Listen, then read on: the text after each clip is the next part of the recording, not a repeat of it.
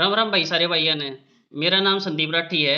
11 दिन पहले इससे यूट्यूब चैनल पे मैंने एक वीडियो बना कर डाली थी रिजर्वेशन केस के बारे में। तो जो आज सुनवाई हुई है उसमें कहा गया है कि ये आपको प्रोविजनली बिठाया जाएगा। तो भाई मैंने 11 दिन पहले भी यह चीज़ साफ कर दी थी कि you are going to be appear provisionally subject to outcome of final decision of this case. तो भाई इसका मतलब क्या है कि इब भाई बहुत सारी भ्रांतियां फैलाई जाऊंगी कि पिटिशनर बन जाओ पेपर में बैठ सकोगे, पिटिशनर बन जाओ फिजिकल में जा सकोगे। लेकिन के उस तय थारा फाइनल सिलेक्शन हो जाओगा। तो उस चीज ने समझण थी मैं थारे ते एक बात बताऊं कि भाई लिस्ट ज्यादा नीचे नहीं जाओगी अगर फाइनल डिसीजन भी अगर थारे फेवर में आया ना, तो लिस्ट ज्यादा नीचे नहीं जाओगी। तो जिसके ईव लिस्ट जो लग रही है उस तय 6-7 नंबर कम है, तो वे जिन जो उस रेंज में आवे है ना 6-7 नंबर कम तई, सिर्फ वे पिटिशनर बनियो। उस नीचे मान लो किसी का 60 नंबर है, 65 नंबर, 65 नंबर वाले का तो भाई मैं कह नहीं सकता, क्योंकि इस चीज का एग्जैक्ट नहीं बताया जा सकता। तो भाई जो 60 के नीचे है भाई उनका किसी चीज में नंबर नहीं आना है। और दूसरी बात तुमने यह भी जाननी चाहिए कि अगर तुम प्रोविजनली बिठा भी लिए और जब फाइनल सिलेक्शन की बारी आओगी ना, तो पिछली भर्ती में भी ऐसा होया था कि बहुत सारे बालका ने बढ़िया बढ़िया नंबर ले रखे थे, लेकिन उनका फाइनल सिलेक्शन सिर्फ इस बेस पे नहीं होया कि वे 4 गुना की लिस्ट तक बाहर थे जो प्री स्टेज में थी। तो अगर तुम केस एट लास्ट तुम जीत भी गए, तो अगर तुम 4 गुना में नहीं हो, 10 गुना में नहीं हो, और तुमने मेंस में 100 में तो चाहे 100 नंबर ले लिए, तो थारे थारे हाथ में नौकरी नहीं आओगी।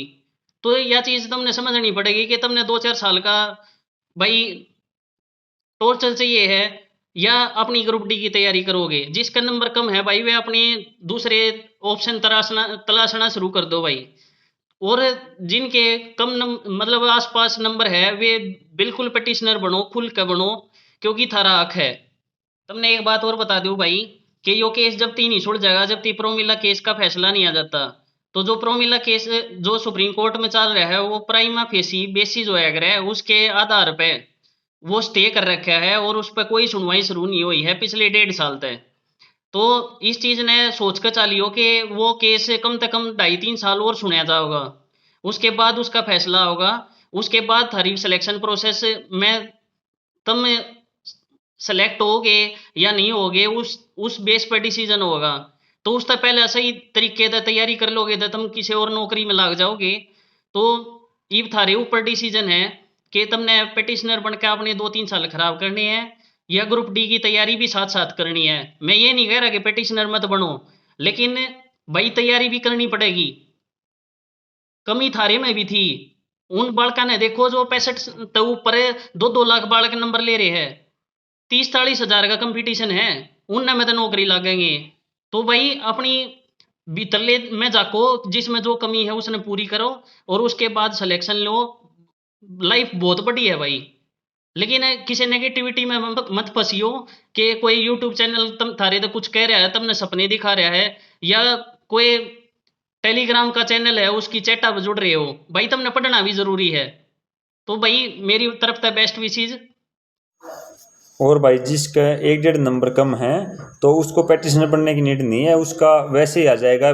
सेकंड लिस्ट आएगी तो उसका नाम वैसे ही आ जाएगा। जिसका पॉइंट तो रह रहा है, किसी का आधा तो रह रहा है, एक तो रह रहा है, तो 1-1.5 नंबर वाले ने पैटिशनर बनने की कोई जरूरत नहीं, आपका वैसे ही आ जाएगा। ठीक है, जिसके ज़्यादा नंबर कम है, 5 नंबर कम है, 7 नंबर कम है, उसको पैटिशनर जरूर बनना चाहिए। सो आई होप आप समझ गए। संदीप भाई ने विदाउन समझा देता रहता सारी बातें।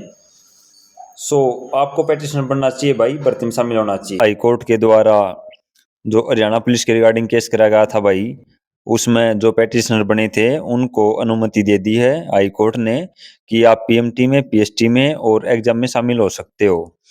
वो प्रोविजनली रिलीफ दी गई है, और उसकी जो अनुमति दी गई है वो प्रोमिला वाले केस के आधार पर ही दी गई है। उसी के आधार को मानते हुए आपको प्रोविजनली शामिल किया गया है इस प्रोसेस में। जितने भी बच्चे पैटिशनर बने हुए थे उनको, अब क्या होगा, बहुत सारे बच्चे पैटिशनर बनने के लिए जाएंगे, क्योंकि सबको ये हो गया कि हम भी बन जाएंगे, हम भी शामिल हो जाएंगे भर्ती में। तो मैं आपको बताना चाहूंगा कि किन बच्चों को शामिल होना चाहिए, किसको पैटिशनर बनना चाहिए, किसको नहीं बनना चाहिए।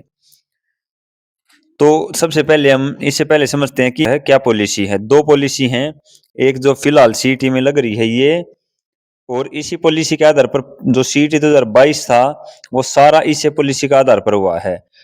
जो अब प्रोमिला वाली पॉलिसी है वो एचपीएससी बनाम प्रोमिला का केस है, वो सुप्रीम कोर्ट में चला हुआ है। उसका प्रोसेस काफी लंबा है, काफी लंबा टाइम लगेगा उसके केस को सोल्व आउट होने में। तो क्या डिफरेंस है, क्या मैटर है, तो मैं आपको समझा देता हूँ एक बार। जो प्रोमिला वाली पॉलिसी है उसके आधार पर चीजें कैसे होंगी, उसके आधार पर ये होगा कि जो रिजर्व कैटेगरी का बच्चा है, अगर यूआर से ज्यादा मार्क्स हैं तो वो यूआर कैटेगरी में शामिल कर लिया जाएगा, वो माइग्रेशन हो जाएगा उसमें। यानी बीसी है, एससी है या ईडब्ल्यूएस है, वो यूआर में चला जाओगा ज्यादा मार्क्स हैं तो, या प्रोमिला वाली पॉलिसी कहती है। लेकिन अभी फिलहाल जो हरियाणा पुलिस की भर्ती में लगी हुई है या सीईटी मेंस में लगेगी, वो पॉलिसी क्या है, उसमें मेंस की 10 गुना की जो शॉर्ट लिस्टिंग है, वो शॉर्ट लिस्टिंग करते टाइम कोई भी बच्चा माइग्रेट नहीं होगा यूआर में, वो अपनी अपनी कैटेगरी में रहेगा, बेशक उसके यूआर की कट ऑफ से ज्यादा मार्क्स हो बुलाएं। ठीक है, तो इसी कारण अब यूआर की कट ऑफ डाउन गई है और अदर कैटेगरी की कट ऑफ ज्यादा गई है। अब बच्चा ने क्या कर दिया, केस केस कर दिया, वो पेटिशनर बन गए, उनके यूआर से ज्यादा नंबर थे रिजर्व कैटेगरी में होके, को अनुमति दे दी, वो प्रोमिला वाले केस के अधीन दी है। तो अब बहुत सारे बच्चे पेटिशनर बनेंगे कि हम भी शामिल हो जाएं, हम भी शामिल हो जाएं। तो पहली बात तो ये है, जिस बच्चा का ईडब्ल्यूएस में 5 मार्क्स जो अभी फिलहाल कट ऑफ गई हुई है पीएमटी के लिए, उससे मैक्सिमम से मैक्सिमम 5 मार्क्स जिसके डाउन है, वो बच्चा पेटिशनर बन सकता है। और जो रिजर्व कैटेगरी है वो मैक्सिमम से मैक्सिमम 7 मार्क्स। ईडब्ल्यूएस के लिए 5 मार्क्स क्यों बोल रहा हूँ, क्योंकि वहां पे 3 साल का रिलैक्सेशन है। अगर प्रोमिला केस जीतती है और वह पॉलिसी अब यहाँ पे फॉलो होती है तो भी आपकी कट ऑफ इतनी डाउन नहीं जाएगी। तो 5 मार्क्स जिसके डाउन है वो पेटिशनर बन सकता है, और रिजर्व कैटेगरी में 7 मार्क्स जिसके डाउन है, जो अभी फिलहाल पीएमटी कट ऑफ आ रही है उससे 7 मार्क्स नीचे हैं, वो पेटिशनर बन सके और भर्ती में शामिल हो सकता है। दूसरी बात, और अगर प्रोमिला जीतती है, अगर प्रोमिला पहले करते हैं, अगर प्रोमिला हार गई तो आपका चयन नहीं होगा। अगर आपने पीएमटी भी क्लियर कर लिया, पीएसटी भी क्लियर कर लिया, आपका एग्जाम में 100 में तो 100 नंबर भी आ गए, आप पेटिशनर बनकर भर्ती में शामिल हुए हो, तो अगर प्रोमिला हार गई तो आपका कोई रिजल्ट नहीं आएगा। दूसरी बात, अगर प्रोमिला जीत गई, प्रोमिला वाला केस काफी लंबा चलेगा। पहली बात तो इतने हरियाणा में बहुत सारी भर्ती हो लेंगी। मान लो आप पेपर में शामिल हो गए, पीएमटी पीएसटी दे लिया आपने, पेपर में शामिल हो गए आप, तो जब तक प्रोमिला का केस का फाइनल जजमेंट नहीं आती तब तक आपका जो रिजल्ट है वो होल्ड पे रखा जाएगा, आपका रिजल्ट नहीं दिया जाएगा। ठीक है। तीसरी बात, अगर मान लो प्रोमिला जीत गई, आप शामिल हो गए, तो फिर जो प्रोमिला के हिसाब से कट ऑफ बनेगी, फिर उसमें भी देखा जाएगा कि आपका आपका मतलब 10 गुना में नाम आओ था या नहीं आओ था, तो वह चीज भी चेक करी जाओगी।